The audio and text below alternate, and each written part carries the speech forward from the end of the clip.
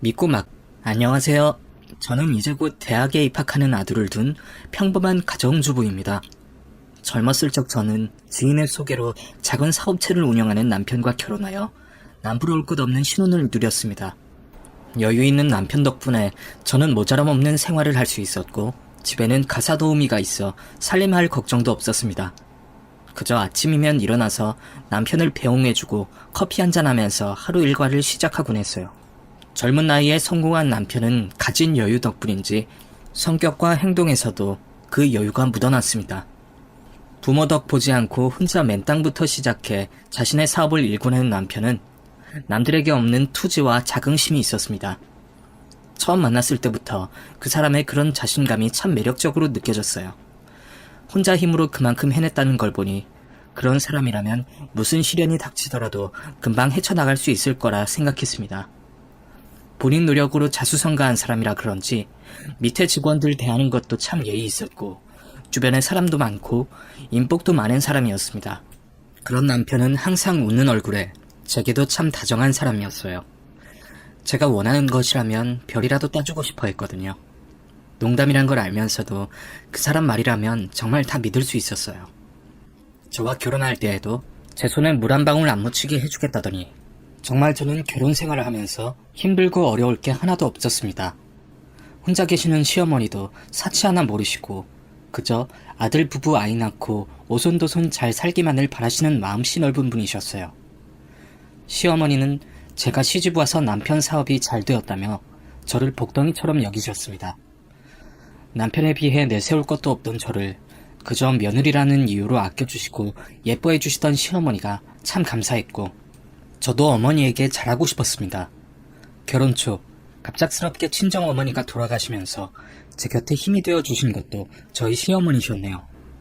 너무 일찍이 어머니를 보내고 참 힘들어하던 제게 어머니는 이제 당신이 제 친정어머니 되어주시겠다며 두 손을 꼭 잡아주셨죠. 그렇게 매일이 행복했어요. 주말이면 남편과 골프를 치러 다니고 평일에는 지인들과 백화점 쇼핑 다니며 그 누가 봐도 여유로운 삶이었습니다. 결혼 하나 잘해서 내 인생이 이렇게 폈구나. 너무 과한 행복에 두려울 지경이었어요. 결혼 후 얼마 안 되어 저희 부부에게 아이가 찾아왔습니다. 기다리던 아이 소식에 남편과 어머니가 참 좋아하셨어요. 평소에도 제게 부족함 없이 해주던 남편은 제가 임신을 하고는 정말 세상 부러울 것 없이 잘해주었습니다. 친정어머니 안 계신 제게 친정어머니보다 더한 관심과 사랑을 주신 시어머니도 계셨죠. 그렇게 온 가족의 축복 안에 우리 아들이 태어났고 저는 아이가 태어나면서 비로소 행복한 가족의 퍼즐이 맞춰졌다고 생각했습니다. 아이가 태어난 후로 남편의 사업 규모는 점점 커져갔고 아들이 5살이 되면서 그때부터 남편이 혼자 사업체를 꾸리기 힘겹다며 친구분과 동업을 하게 되었습니다. 명의 문제 때문인지 회사 대표는 그대로 남편이었지만 가져가는 지분이나 책임 내용으로 보면 두 사람이 거의 동업하는 것이나 다름없었어요. 그 친구는 남편과 정말로 막역한 사이였습니다. 어렸을 때부터 볼 것 못 볼 것 다 보고 지낸 오래된 친구였죠. 남편은 항상 그 친구를 세상에서 제일 믿는 사람이라고 말했고 남편 아버님이 돌아가셨을 때도 곁에서 도와주던 고마운 친구였다고 하더라고요. 저희보다 일찍 결혼해서 이미 초등학교 아이 둘을 기르는 그 친구분 식구들과 우리 식구는 정말 가까운 친척처럼 지냈어요. 두 사람 사이가 워낙 가까우니 저도 그 집 와이프와 언니 동생하며 가깝게 지냈습니다. 사이 좋은 두 사람이 의기투합하여 그런지 사업 규모는 날로 커져갔습니다. 그쯤 남편은 매일 웃는 얼굴이었어요. 역시 좋은 사람들끼리 만나서 그런지 되던 일도 더 잘 되네. 지금처럼이면 1, 2년 안에 우리 더 큰 집으로 이사 가겠는데? 그래? 요즘 회사가 그렇게 잘 돼요? 요즘 TV 보면 하도 불경기라니까 나는 우리도 타격받는 거 아닌지 걱정이 많았는데 잘 된다니 다행이네요. 아, 그럼 윤수 걔가 원래 옛날부터 재수가 좋은 놈이야. 그놈이 같이 하고서는 안 되던 일도 되네. 이전에도 회사에서 영업사원 일을 하던 윤수씨가 사업 수완이 좋은지 남편은 거래처도 늘고 사업이 나날이 잘 된다며 그 친구에게 참 고마워했어요. 저는 회사 일이라면 잘 몰랐지만 남편이 잘 된다고 좋아하니 저도 매일 걱정이 없었습니다. 바깥 일은 남편이 알아서 하고 저는 집안일만 잘하면 더 바랄 것 없이 완벽한 가족이라고 생각했죠. 그렇게 우리가 점점 더 큰 꿈을 꾸던 나날이었습니다. 남편 친구와 동업을 한 지 2년 만에 남편은 해외로 사업장을 넓히게 되었습니다. 그것도 윤수 씨의 제안이었어요. 앞으로 이 분야도 동남아 쪽 시장이 커질 거야. 남들은 아직 모르지만 대기업에서는 이미 냄새 맡고 자리 깔고 있다니까. 우리도 이참에 해외 쪽으로 팔로를 키워야 해. 너는 아직 애도 어리고 어머니도 안 계시지만 나는 애들도 다 컸고 가서 자리 잡기가 훨씬 낫지. 너는 나만 믿고 아무 걱정하지 마. 윤수 씨는 국내 시장으로는 모자라다며 동남아 지사 얘기를 꺼냈습니다. 아무것도 모르던 제가 듣기에도 참 괜찮은 생각 같았어요. 남편도 생각은 있었지만 믿고 맡길 만한 관리자를 찾지 못했는데 그때 윤수 씨가 나서서 자기 식구들을 데리고 동남아로 넘어가겠다고 하더라고요. 믿을 만한 사람이 도맡아준다면 남편도 해볼 만하다 싶었나 봅니다. 그렇게 남편은 친구를 믿고 해외 사업까지 시작하게 되었습니다. 여름에 다 같이 놀러 오라며 서로 웃으며 헤어졌죠. 그런데 불행은 가장 행복한 순간에 찾아온다고 했나요? 저희가 매일 더 큰 꿈을 그리던 중에 말도 안 되는 불행이 닥쳤습니다. 언젠가부터 남편은 말도 없이 집에 들어오지 않았어요. 회사 일로 문제가 생겼다며 저에게는 집에서 걱정 말고 있으라더니 집에 들를 새도 없이 전국으로 출장을 다니더군요.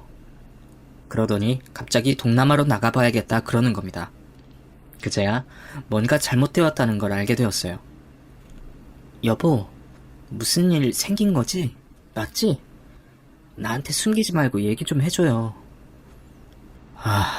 그게 윤수랑 회사 격리가 하루아침에 연락이 안 돼. 갑자기 우리 회사 자금이 싹 막히고 동남아 쪽에서는 갑자기 연락이 두절됐어. 당장 공장 대금 밀린 거 갚아야 하는데 백방으로 알아봤는데 흔적이 없어. 아무래도 직접 가서 찾아봐야 할 것 같아. 남편은 아무래도 격리 직원과 윤수 씨가 짜고 회사 돈을 빼돌린 것 같다며 사태를 수습하려면 그 두 사람을 찾아야 한다고 했습니다. 그동안 전국으로 출장 다닌 것도 회사 돈 빼돌린 격리 직원 찾아다닌 거였어요. 알고 보니 그 회사 격리를 윤수 씨가 추천해서 데리고 있었던 거였더라고요. 평소에는 잔실수 한 번 없이 일 참 잘한다고 칭찬하던 직원이었는데 이 인간들이 진작에 이런 작당을 했던 건지 그동안 사람을 감쪽같이 속이고 두 사람이 잠적을 해버렸네요. 그렇게 남편은 당장 비행기표를 끊어서 동남아로 친구를 찾아 떠났습니다. 간다고 거기 있을 리도 없지만 지푸라기라도 잡는 심정이었을 거예요. 그렇게 회사 살리겠다고 떠난 남편은 보름 만에 빈손으로 돌아왔습니다. 싹 다 들고 날랐어. 공장 부지에도 아무것도 없고 사무실은 급하게 치웠는지 쓰레기만 잔뜩 있더라고. 이것들이 진작부터 계획했나봐. 어디로 갔는지 알지도 못하고. 남편은 그 친구의 흔적조차 찾지 못하고 허탕을 치고 돌아왔습니다. 동남아에서는 배 타고 이동하면 찾지도 못한다는데 식구들까지 데리고 이 사람이 어디로 도망을 쳤는지 알아볼 방법이 없었습니다. 그 와중에도 회사는 점점 더 어려워졌습니다. 하필 회사 대금 내는 날 회사 돈을 다 빼간 바람에 빌린 돈이 수억이었습니다. 그래도 남편이 사정을 설명해 얼마간 여유가 있었나 본데 그동안 도망간 놈들을 찾으러 다니는 바람에 이제는 더 이상 시간이 없었어요. 거래처들의 사정도 말해봤지만 그 큰 돈을 메꾸기는 어려운 일이었습니다. 결국 우리 회사는 부도가 났습니다. 차라리 해외 지사 확장을 안 했더라면 우리 돈으로 어떻게든 해봤을 텐데 남편이 그동안 쌓아둔 돈 모두 거기 투자하는 바람에 이제는 개인 돈으로 직원들 월급 줄 여유도 없었습니다. 그래도 돈 안 갚아주면 당장 남편이 감옥 가게 생겼는데 어쩌겠어요. 저희 있는 것 없는 것 다 털어서 목돈을 만들어야 했습니다. 그 과정에서 저희 살던 집, 아내 집기들은 물론이고 시어머니 혼자 계시던 시댁까지 팔아야 했습니다. 그 돈으로 거래처 대금 갚아주고 남은 빚 갚고 시어머니 모아두신 쌈짓돈까지 다 털어서 직원들 월급 주고 나니까 저희 수중에 겨우 돈 몇천만 원밖에 없더라고요. 심지어 그 돈도 방 2칸짜리 지하 새방 하나 얻고 나니 그마저도 없어졌습니다. 시어머니는 빚이라도 안 져서 다행 아니냐며 저희를 위로하셨지만 남부럽지 않은 집에 살다가 하루아침에 빈털터리에 지하 새방 신세가 된 저희 부부는 참담한 심경이었습니다. 어머니에게도 얼마나 죄송스러웠는지 몰라요. 그렇지만 당시에는 어머니에게 죄송할 마음을 가질 여유도 없었습니다. 어떻게든 살아야 했으니 새방까지 구해서 새로 살림을 꾸렸지만 하루아침에 그렇게 되어버린 남편은 제정신이 아니었습니다. 아직 어려서 영문을 모르는 아이는 반지하 곰팡이 냄새가 난다며 징징거렸습니다. 엄마, 나 여기 싫어. 언제까지 여기 있어? 우리 집 가자. 우리 집 언제 가? 지성아, 이제 여기가 우리 집이야. 냄새나도 좀 참아, 응? 왜 여기가 우리 집이야? 여기 내 방보다도 작은데? 나 우리 집 가고 싶어. 지성아, 당분간 좀 참아보자, 응? 아빠가 친구에게 사기당해서 집이 쫄딱 망했다는 얘기를 어떻게 아이에게 전할까요? 어머니나 저나 아이를 달래봤지만 아이에게 뭐라 설명해야 할지 알 길이 없었습니다. 당장 아이 문제가 아니라 어른인 저희들도 어떻게 해야 할지 방법을 몰랐으니까요. 남편은 그러고도 한동안 계속 그 두 사람을 쫓아다녔습니다. 저도 남편에게 도움이 되려 하루 멀다 하고 경찰서를 드나들었어요. 제대로 사기당해서 집안이 쫄딱 망했다는데도 경찰은 자기들이 해줄 수 있는 게 없다며 손사래를 쳤습니다. 시간이 흘러도 사기꾼들을 잡을 방법이 없자 남편은 점점 희망을 잃어갔습니다. 그렇다고 언제까지고 그거 찾겠다고 시간을 허비할 수도 없는 일이었어요. 여보, 이제 우리 포기하자. 경찰들도 그러잖아. 해외에서 도망가면 한국에 들어오기 전에는 행방 찾기도 힘들다며. 그 격리도 이미 중국으로 도망갔을 거라고 그러는데 우리가 한국에서 돌아다니는 게 무슨 소용이야? 당신 억울한 거 알고 나도 지금 너무 힘들지만 그렇다고 우리 당장 먹고 살 돈도 없는데 이러는 게 무슨 의미가 있어. 우리 지성이 이제 곧 학교도 들어가야 하는데 우리 돈 한 푼 없어. 그렇다고 그냥 이대로 포기하라는 말이야? 당신 앞으로 이런 집에서 이러고 살 수 있어? 나는 포기 못해. 그 순간에 가장 힘들게 남편일 거란 건 저도 알고 있었습니다. 그래도 당장 내 식구 입에 풀칠하기도 힘든 형편인데 가장이 일을 안 하고 사기꾼 뒤만 쫓아다니면 어쩌겠어요. 저 역시도 당장 지하 새빵살이하고 일 알아보러 다니는 게 너무 힘들었습니다. 그 와중에도 시어머니는 반찬값이라도 벌어보겠다며 동네 할머니들과 소일거리 다니시고 폐품 주우러 다니시는데 더 젊은 우리 부부가 가만히 있을 수는 없었어요. 남편이 포기를 못하겠다면 저라도 포기하고 일을 나가는 수밖에 없었습니다. 여태 가정주부로 살았던 제가 제대로 된 회사에 취직할 수는 없겠다 싶어서 저는 파출부 자리라도 알아보러 다녔어요. 그런데 거기서도 그런 일은 처음 해본다니까 너무 고운 제 손이 영 못 믿어온지 그마저도 쉽지가 않더라고요. 그래도 겨우 사정사정해서 파출부 일을 다니게 되었습니다. 그렇게 어렵게 구한 일자리였는데 그마저도 쉽지는 않았어요. 아직 젊으니까 일이야 몸으로 때우면 되지만 힘든 건 몸이 아니라 마음이었습니다. 이전까지는 사람 쓰면서 살던 제가 이제 반대로 남의 집 일해주러 다니려니 얼마나 비참하고 창피했는지 모릅니다. 파출부를 다니면서 혹시라도 아는 사람을 만날까 얼마나 가슴이 졸였는지 몰라요. 아는 지인이 사는 동네는 일부러 피해 다니고 길을 걸으면서도 저는 누가 알아볼까 늘 고개를 숙이고 다녔어요. 그래도 사람이 금방 적응을 한다고 그것도 몇 달 지나니까 그러려니 되더라고요. 당장 내가 비참하고 창피한 게 문제가 아니었거든요. 제가 벌어서 먹여 살려야 할 사람이 내 식구인데 겨우 내 체면 때문에 일도 가리고 피해 다니는 게 사치였습니다. 그렇게 저는 점점 그런 생활에 익숙해져 갔고 손은 거칠어져 갔습니다. 굶어 죽지 않은 게 어딘가 감사해하며 살았어요. 그래도 혼자 벌어 내 식구 지내려면 너무 힘든 일이었습니다. 매일 파스 냄새 풍기면서 일을 쉬지 못하는 저를 본 남편도 결국 생계를 위해 사람 찾는 일을 그만두었습니다. 그리고 바로 회사를 알아보러 다녔어요. 그래도 남편은 사장까지 하던 능력 있는 사람인데 나보다야 금방 일을 구하게 될 줄 알았습니다. 월급도 더 많을 줄 알고 저는 남편이 일만 시작하면 금방 우리 식구 형편이 나아질 줄 알았죠.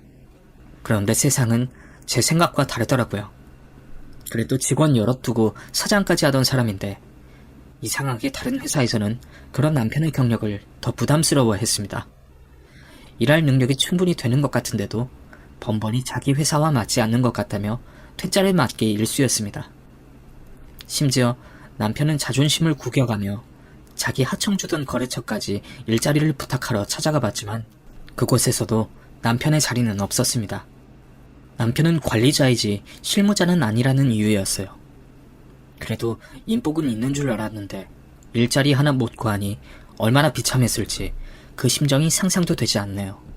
심지어 그렇게 자신감에 가득 차 있던 사람이 자존심 굽히고 고개를 숙였는데 돌아오는 게 거절이다 보니 남편은 점점 위축이 되었던 것 같습니다. 결국 마땅한 일자리를 찾아내지 못한 남편은 결국 최후의 수단으로 일용직 일자리를 알아볼 수밖에 없었습니다. 그래도 어딘가에는 남편 자리 하나쯤 있을 줄 알았는데 왜 사업 망하면 다들 일용직을 전전하게 되는지 알겠더라고요. 현실이 그렇게밖에 되질 않았습니다.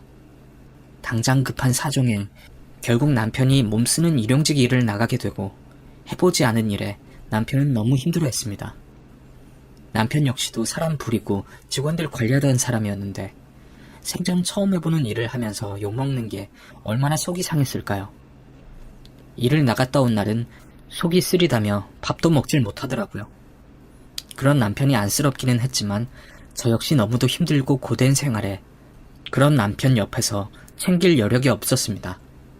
힘들 때 서로가 위안이 되었어야 하는데 서로 힘들다 보니 부부 사이에도 아무런 도움이 되질 못했어요. 그리고 저는 남편도 남편이었지만 아직 어린 아이와 어머니를 챙겨야 했어요. 저는 이제 막 학교 들어간 아들에게 신경 써줄 틈이 없어서 너무 미안했습니다. 아이 학교 들어가는 날에 좋은 양복 맞춰 입히고 백화점에서 가장 예쁜 가방 매어 들여보내고 싶었습니다. 그런데 저희 형편에 구세군에서 겨우 얻어입혀 그마저도 부모 자리 비워두고 할머니 손잡고 학교를 보냈네요. 아이도 많이 힘들었을 거예요. 그동안 부족한 것 하나 없이 자라던 아이였는데 갑자기 좁은 집에서 할머니와 이불 깔고 맨 땅에서 자는 것이 얼마나 속상했겠어요. 처음에는 어려서 집으로 돌아가자고 매일 울던 아이도 어느새 적응이 되었는지 언젠가부터 아무 말이 없었어요. 차라리 때를 쓰지. 저는 갑자기 철들어버린 것 같은 아들 모습이 너무 무서웠습니다. 그래서 우리 식구들을 이주경으로 만들어버린 그 사기꾼 놈들이 얼마나 증오스러웠는지 몰라요. 그런데 현실을 살다 보니 그런 마음도 사치가 되더라고요. 그렇게 하루하루 먹고 사는 팍팍한 생활이 계속되었습니다. 남편은 노가다 판에서 배웠는지 언젠가부터 술을 찾기 시작했어요. 사업할 때만 하더라도 항상 정신이 맑아야 한다며 술자리는커녕 반주도 하지 않던 남편이었는데 언젠가부터 자기 전에 소주 한 잔씩을 들이키더라고요. 저나 어머니나 그 모습을 보고 너무 놀랐는데 누구도 차마 말리지 못했습니다. 그런 상황에 그거라도 안 하면 뭐로 쓰린 속을 달랠까 싶었어요. 얼마나 힘든 건지 고된 하루를 마치고도 쉽게 잠이 들지 못하는 남편이 그거라도 마셔서 잠깐이라도 고통을 잊을 수 있다면 그게 약이 될 수도 있겠다 생각했습니다. 그렇게 매일 술을 한 잔씩 들이켜야만 잠에 들 수 있다던 남편은 아무도 모르는 새에 점점 술이 늘어갔어요. 사람이 술을 마시는 게 아니고 술이 사람을 마시는 게 맞는 모양입니다. 이전에도 자기 관리는 잘하던 사람이니 한 잔으로 충분할 거라 생각했는데 남편은 조금씩 술이 늘어가더니 언젠가부터 밥상머리 옆에 술병을 놓고 지냈습니다. 그때까지만 해도 취한 모습은 보지 못해서 그렇게 심각한 상황인 줄은 몰랐습니다. 그러다 기어이 작업장에서까지 술을 마셨던 모양이에요. 원래 일하면서 반주로 막걸리 한두 잔씩 한다는 건 들어서 알고 있었지만 다들 위험한 일 하니까 서로 조심했었어요. 그런데 그날은 어쩐 일인지 남편이 실수를 했던 모양이에요. 술에 취해 작업장에서 사고를 치고 말았습니다. 병원에서 연락이 와서 얼마나 놀랐는지 몰라요. 만사 제쳐두고 병원으로 뛰어갔더니 남편이 머리에 붕대를 감고 다리에 깁스를 하고 있더라고요. 다행히 목숨이 위험할 만큼 크게 다친 건 아니었지만 당장 일을 다니지 못하게 되었습니다. 남편이 무사해서 다행이었지만 저는 현실이 더 무서웠어요. 제일 비참한 게 뭐였는 줄 아세요? 그 와중에도 당장 생활비 걱정하고 병원비 걱정하던 제 모습이었어요. 돈이 사람을 그렇게 비참하게 만드는구나. 저는 돈이 너무 무섭더라고요. 내가 그동안 얼마나 호사를 누리고 살았는지 그 시절에 철없던 내 모습이 원망스럽기까지 했습니다. 그렇게 당장 일을 나가지 못하게 된 남편을 대신해 저는 일을 더 늘렸습니다. 아이까지 학교에 다니게 되니 이것저것 돈 쓸 일이 많았어요. 아이에게 아무리 못해줘도 기본은 해주고 싶었거든요. 그렇게 제가 정신없이 바쁘게 일을 다니는 동안 남편은 집에서 술에 의지해 살았습니다. 그래도 깁스 풀고 몸 나으면 다시 일을 나가면 되니 그때까지는 별 걱정이 없었어요. 잠깐 버티면 괜찮겠지 생각했죠. 그런데 조금씩 걸을 수 있게 된 남편은 어느 날부터 외출이 잦아졌습니다.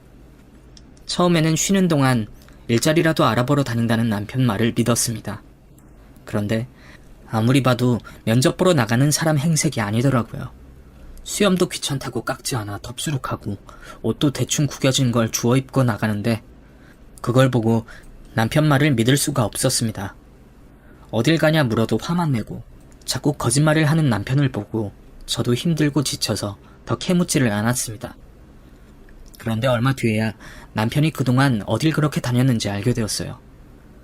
노가다판에서 만난 몇몇 질 나쁜 사람들과 어울려서 경마장이나 도박장을 다녔더라고요.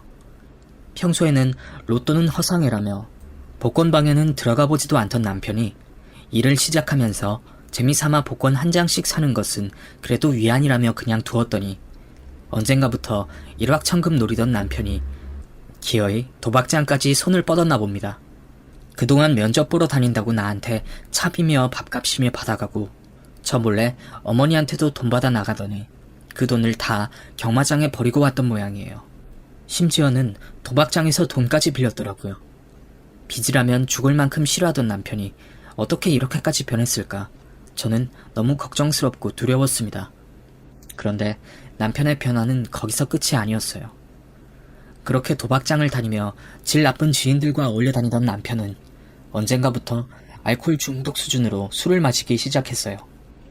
약주 한두 잔 하며 정신이 말짱하던 때와는 전혀 달랐습니다. 술에 취한 남편은 생전 처음 보는 모습이었습니다. 내가 알던 내 남편이 맞나 싶을 정도로 폭력적으로 변하더라고요. 처음에는 취하도록 술을 마시는 남편을 말리던 제게 욕짓거리를 하며 밀어버리더라고요. 너무 놀라 남편을 쳐다보는 저를 아랑곳하지도 않던 남편은 그 뒤로 술이 취할 때면 그런 폭력적인 모습을 드러냈습니다. 한 번은 술에 잔뜩 취해 저를 때리더라고요. 처음 맞았을 때는 기억도 없을 정도로 충격이었어요. 나한테 항상 웃어만 주던 남편이었는데 이게 현실인지 분간이 되질 않았습니다. 웃긴 건 그렇게 술에 취해 저를 때리고는 그래도 기억은 나는 건지 일어나서 다음날이면 제 앞에 무릎을 꿇고 싹싹 빌었습니다. 그때는 내 앞에서 용서를 비는 남편을 보며 역시 술 때문에 남편이 제정신이 아니었구나 스스로를 합리화하며 그런 상황들을 무시하려고 노력했어요. 너무 힘든 와중에 남편까지 그렇게 변한 게 감당되지가 않았던 것 같습니다. 그런데 한 번이 힘들다고 그 뒤로 술에 취한 남편은 제게 폭언과 폭력을 휘둘렀습니다. 그래도 그때마다 남편을 막아서 주고 저를 위로해 주시는 시어머니를 보며 견딜 수 있었습니다. 시어머니가 우시면서 저한테 미안하다고 하시는데 저도 남편이 불쌍해서 그런 남편을 이해해 보려고 했어요. 그런데 알코올 중독이라는 건 쉽게 고쳐지지가 않더라고요. 심지어 언제부터는 기억도 나지 않는다며 저한테 미안해하지도 않더라고요. 그럴수록 저는 어떻게 해야 할지 몰랐습니다. 돌아갈 친정도 없는데 아이 두고 도망갈 수도 없었고 남편도 원래 나쁜 사람은 아니니 바뀔 거라고 생각했는지도 모르겠어요. 그런데 남편이 저만 건드렸으면 참겠는데 아들을 건드리는 걸 보니 그건 못 참겠더라고요. 그날은 유난히 남편이 기분이 좋지 않던 날이었습니다. 도박장에서 돈을 크게 잃었는지 다음날 돼서 돌아와서는 하루 종일 씩씩거리더군요. 저는 일을 나가야 했기에 남편에게 점심상을 차려주고 아침 일찍 일을 나갔습니다. 그렇게 하루 종일 제가 밖에서 남의 집 일하는 동안 남편은 종일 술을 마셨던 모양이에요. 집에 돌아오니 그 좁은 집 안에 술 냄새며 바닥에는 술병이 잔뜩 굴러다니고 있었습니다. 아이가 저를 반기며 아버지가 밉다고 울먹이더라고요. 아빠가 시끄럽다고 TV도 못 보게 해서 나 소리 끄고 봤어. 지성아, 왜 혼자 있어? 할머니는 어디 가셨어? 할머니, 내가 과자 먹고 싶다고 해서 사러 가셨어. 금방 오신다고 했어. 그래, 지성아. 엄마 왔으니까 엄마가 아빠한테 말할게. 너 TV 봐. 남편은 술에 취해 골아떨어져 밥상 옆에 누워있더군요. 자기가 옆에서 자야겠으니 아이 TV 보고 싶다는 것도 못 보게 했던 모양입니다. 제가 아이에게 TV를 보게 하고 저는 남편을 일으켜 방으로 누이려고 하는데 술 기운에 일어난 남편이 갑자기 TV를 향해 물건을 집어던졌습니다. 순식간에 일어난 일이라 뭘 던졌는지도 제대로 보질 못했어요. 뭔가 깨지는 소리가 나고 아이가 자지러지게 울었습니다. 그때 어머니가 문을 열고 들어오셔서 그 광경을 보셨네요. 저와 어머니가 너무 놀라서 우는 아이에게 다가가는데도 남편이라는 인간은 술에 취해 소리를 지를 뿐이었습니다. 시끄럽다고, 내가 시끄럽다고 했잖아! 저놈의 TV 소리 때문에 잠을 잘 수가 없어. 남편이 옆에 있던 밥그릇을 TV로 던진 거였어요. 다행히 아이는 다치지 않았지만 저와 어머니는 큰 충격을 받았습니다. 놀란 아이를 겨우 진정시켜 방에 누이고 저는 어머니 앞에서 눈물을 쏟고 말았습니다. 어머니도 힘드실 텐데 죄송한 마음에 그동안 어머니 앞에서 힘든 내색 한번 못하고 참았었는데 그 꼴을 보고 나니 저도 더 참지는 못하겠더라고요. 어머니, 저 이제 저 사람이랑 못 살겠어요. 어머니가 저더러 나쁜 년이라고 나무라셔도 저 상관없어요. 저한테만 그런 거면 참고 살겠지만 우리 지성이한테 그러는 거 보고 저 더는 못 참아요.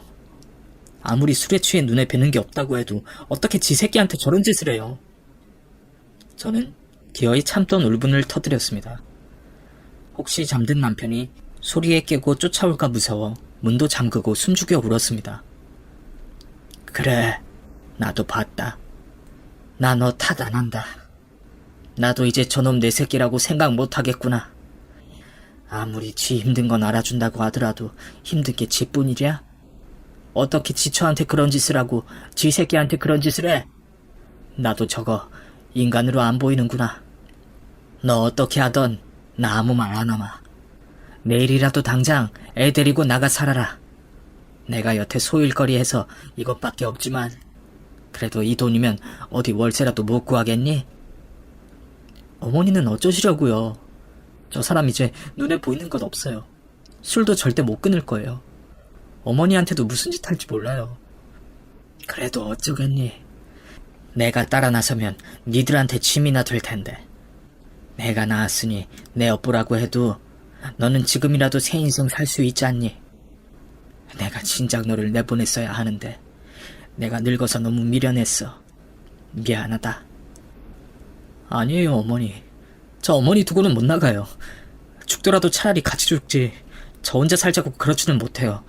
어머니 같이 가시던가 아니면 그냥 같이 버텨요.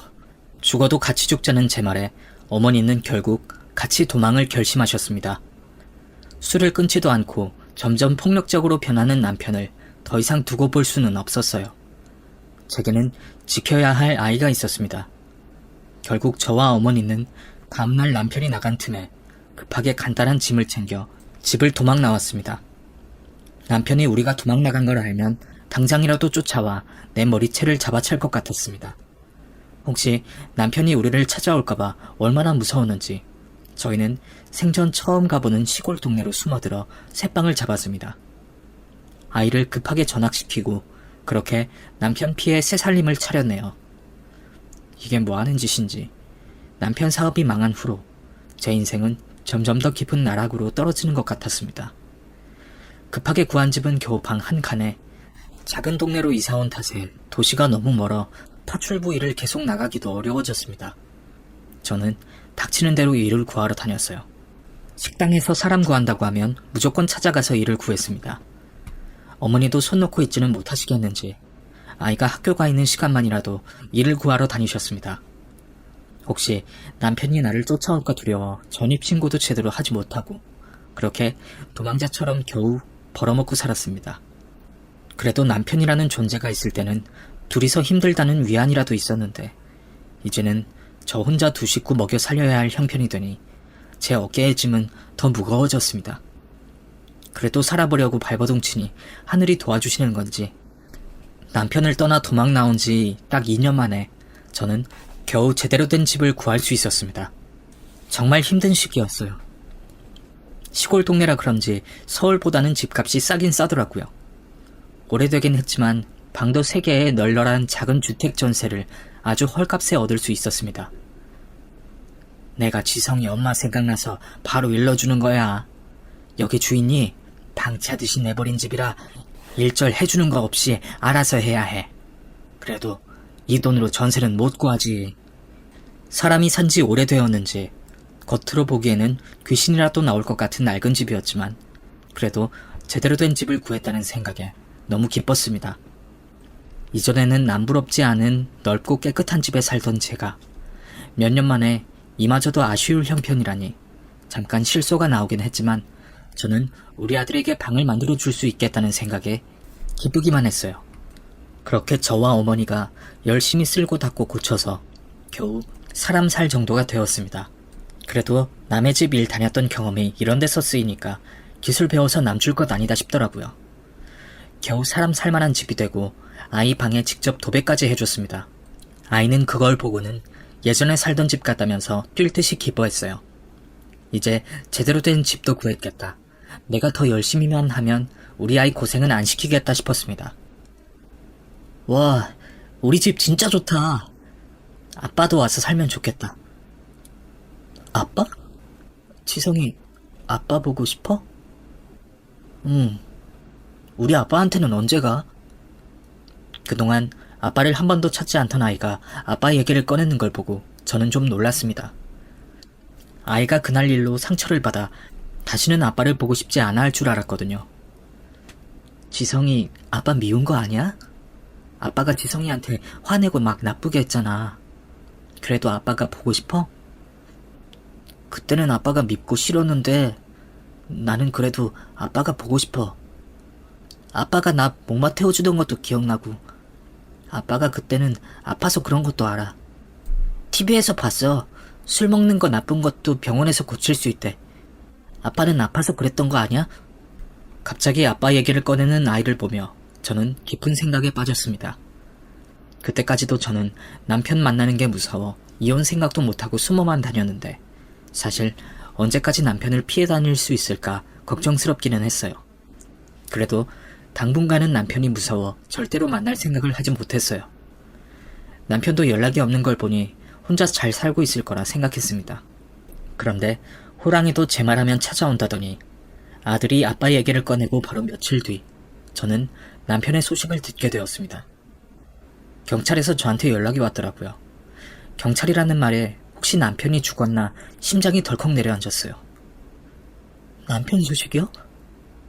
혹시 죽었나요? 아, 그런 건 아니고요.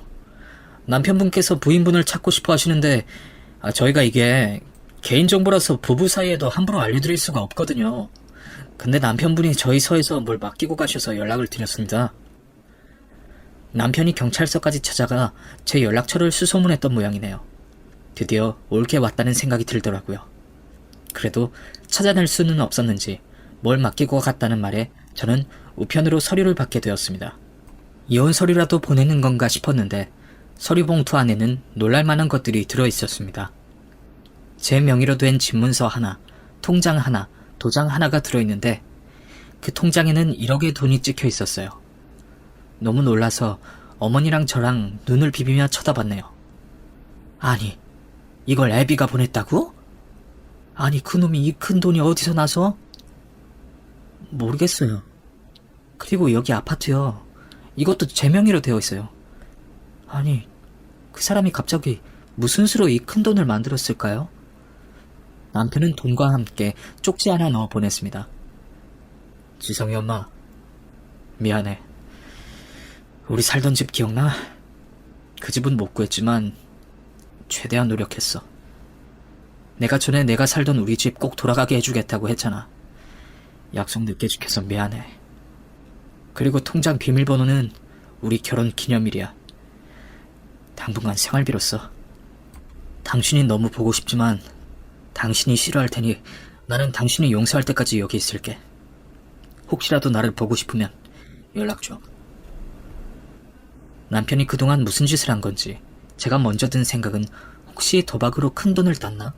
아니면 사기나 범죄라도 저지른 건가 하는 나쁜 생각들이었습니다. 알코올 중독 고치는 게 그렇게 힘들다는데 남편이 겨우 2년 만에 변했을 거라고 생각도 할 수 없었고 2년 만에 그 큰 돈을 놨다는 것도 믿을 수가 없었습니다. 저는 불안한 마음에 그걸 어떻게 해야 할지 몰랐어요. 어머니도 당혹스러워 하시기는 마찬가지였습니다. 그런데 아들을 생각하니 남편 소식을 모른 척하기 어렵더라고요. 안 그래도 부쩍 아빠를 찾던 아이였는데 남편을 마지막으로 믿어봐야 하나 고민이 되었어요. 결국 저는 무슨 사정인지라도 알아보자는 마음에 혼자 남편을 만나러 나갔습니다. 남편은 절 보자마자 무릎을 꿇고 참회의 눈물을 흘렸습니다. 미안해. 못난 남편 때문에 혼자 고생 많았지? 내가 그동안 당신 생각만 하면 가슴이 너무 아파서 잠을 잘 수도 없었어. 그래서 당신 떠나고 2년 동안 당신이랑 식구들 생각만 하고 정말 밤낮 없이 노력하고 살았어. 나 술도 완전히 끊었고 사업도 다시 일으켰어. 나 이제 정말 사람 구실하고 살아. 정말이야. 남편은 우리가 도망 나오고 그제서야 정신이 들었다고 했습니다. 그동안 현실을 잊고자 술에 쩔어 살았는데 가장 소중한 식구들이 없어지자 뒤늦게서야 후회가 밀려왔답니다. 우리를 찾을까도 생각했지만 그대로인 상태로 찾아봤자 무슨 소용이냐는 생각에 술부터 끊기로 생각했답니다. 나 정말 손을 잘라내는 심정으로 독하게 했어. 식구들 떠난 이후로는 하루라도 떨어져 있기 힘들어서 하루라도 빨리 끊으려고 노력했어. 중독이라는 게 정말 무섭더라고. 그래도 그 뒤로 정말 한 방울도 입에 안 댔어. 진작에 그랬어야 하는데. 그땐 뭐가 그렇게 힘들다고 그랬는지. 돈 한 푼 없는 것보다 식구들 없는 게 더 죽을 고통이라는 걸 너무 늦게 깨달았어. 그렇게 술을 끊고 남편은 다시 일어서 보겠다고 다짐했다네요. 이전 직원들을 찾아가서 무릎 꿇고 사죄까지 했답니다. 그래도 직원들은 남편을 믿어줬는지 직원들의 십시일반 돈을 모아서 회사를 시작했다네요. 나는 살던 집도 빼고 사무실에서 먹고 자고 하고 우리 직원들이 투자자 돼서 다 같이 힘내서 다시 시작해봤어. 그래도 내가 영 실력 없지는 않았잖아. 거래처들도 아직 남아있었고 그렇게 정말 운 좋게 다시 시작할 수 있었지. 그래도 남편이 실력이 없었던 건 아니었거든요. 결국 남편은 주변 사람들 도움으로 다시 사업을 시작했고 2년 만에 사업을 키울 수 있었다네요. 말로만 전해 들어도 남편이 2년 동안 정말 피눈물 나게 열심히 살았을 게 상상이 돼서 그 얘기를 들으니 속절없이 눈물이 나더라고요. 2년 동안 힘들었던 건 나 혼자가 아니었구나. 왠지 위로도 되고 저도 변했다는 남편 말을 믿어보고 싶었습니다. 다시 같이 살자고 연락한 거 아니야. 당신이 고생하면서 살까봐 걱정돼서 염치 없이 연락했어. 돈 쥐어주고 싶어도 방법이 없더라고. 당신이 이혼해달라고 하면 이혼해줄게. 당신 원하는 대로 하자. 왜? 이제 먹고 살만하니까 이혼하고 싶어? 이혼하면 당신 혼자 잘 먹고 잘 살라고? 뭐? 아니야. 내가 융통할 수 있는 돈은 당신한테 준 게 전부고 다음 분기 매출 나오면 그것도 당신 줄게. 돈이면 다야? 아직 어린 우리 지성이는 어쩌고? 그리고 우리 어머니는? 나 그동안 당신 때문에 고생한 거 생각해서라도 쉽게 이혼 못해줘. 당신이 나한테 얼마나 잘못했는지 알지? 나 당신 데리고 살면서 죽을 때까지 당신한테 복수할 거야. 단단히 각오해. 그렇게 저는 다시 남편에게 돌아가게 되었습니다. 그래도 몇 달은 혹시나 싶어 각방까지 쓰고 남편을 의심했는데 남편은 그 뒤로 정말 술 한 방울 입에 안 대고 심지어는 술떡까지도 먹지 않더라고요. 아무튼 그 뒤로 저는 남편에게 마음을 열었고 서서히 예전의 행복을 찾아갔습니다. 남편은 지금도 자기가 그때는 귀신에 씌였는지 왜 그렇게 했던 건지 모르겠다고 하더라고요. 저도 그때 남편 모습이 본 모습이라고 생각하지 않습니다. 충분히 일어설 수 있는 사람이었는데 너무 큰 충격에 정신을 놓아버렸다고 생각해요. 그때 제가 옆에서 좀 힘이 되어 주었다면 남편도 금방 일어설 수 있었을 텐데 당장 먹고 살기 힘들다고 남편을 제대로 돌보지 못한 제 탓도 있다고 생각합니다. 그래도 이제는 한번 겪어봤으니 또다시 그런 시련이 닥치더라도 같은 일을 반복할 만큼 어리석지는 않다고 생각하고요. 그 뒤로 꽤 시간이 흘렀네요. 혹시나 하며 남편을 감시한 것도 벌써 10년입니다. 남편은 그 뒤로도 술은 입에도 안 대고 이전보다 더 가정에 힘쓰고 삽니다. 그런 덕분인지 사업도 안정적으로 꾸리고 있고 우리 아들도 잘 커서 이제 대학에 입학할 나이가 되었어요. 어머니도 여전히 건강하시네요. 잠깐 고비가 있었지만 그래도 가족이 있으니 사라지는 것 같습니다.